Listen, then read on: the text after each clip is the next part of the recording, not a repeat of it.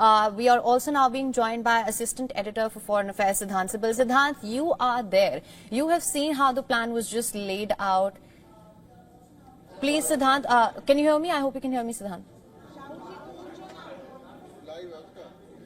Right, yes, I can hear you clearly. Right, Siddhant, if you could just lay out the key takeaways for us from the briefing.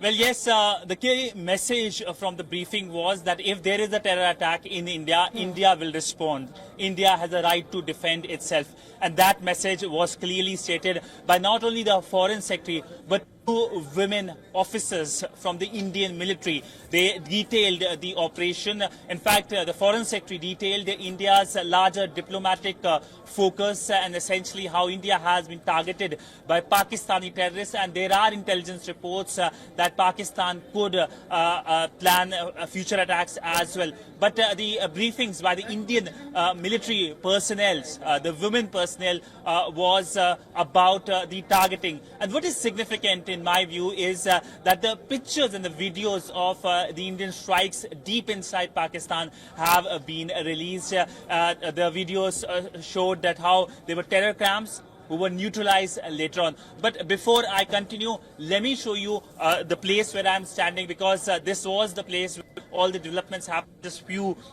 ago. The briefing happened here, and of course not only Indian media but the world's media has gathered here because this is a global story right now. The big question is, two questions stand right now. The diplomatic moves, who are India's friends and who will stand by India and who won't. The second, of course, is on the military escalation. Will Pakistan for the escalation ladder or not?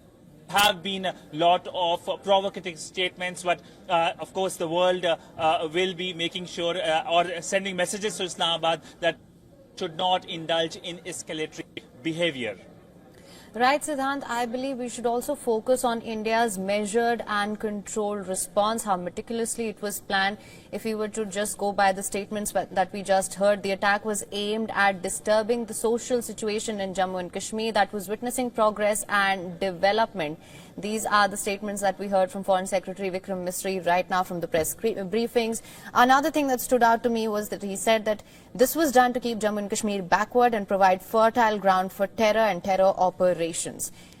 These actions were measured, non-escalatory, proportionate and responsible. They focused on, of course, this is from the response of the Indian side. They focused on dismantling the terrorist infrastructure and disabling terrorists likely to be sent across to India. Siddhant, what do you have to say about this?